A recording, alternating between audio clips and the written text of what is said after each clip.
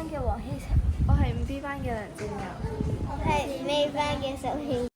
咁我哋張凳係俾一啲兒童，佢哋可能喺屋企或者喺學校閱讀嗰時會坐得比較舒服。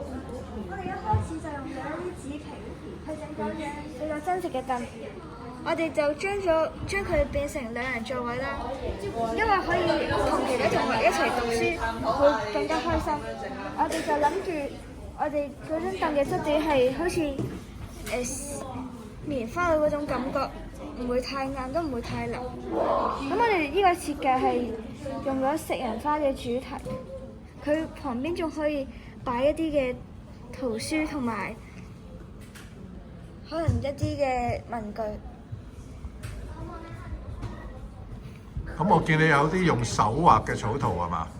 係，我可唔可以展示下俾我睇下？我係畫咗一 OK， 你呢個係用喺個 iPad 嗰度就畫咗個新嘅概念係嘛？係。好，請你繼續。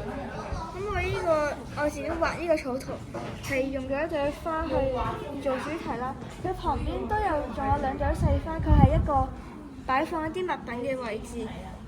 咁我就叫呢個 AI 去整咗一張立體嘅凳啦，佢係會比較真實啲嘅。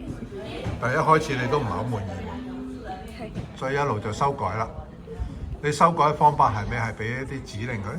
我俾咗一啲指令佢，可能叫佢改下啲角度啊，或者改嗰啲顏色。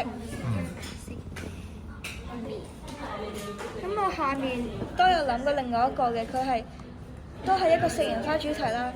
咁我一路整，見到佢好似整得唔係好啱，我哋就一齊畫咗呢張圖，即係我哋將個食人花變成一個可以坐入去嘅位置。就做咗另外一個嘗試啦。係。我哋最後整到，我覺得我哋最滿意可能就係下面呢幾個。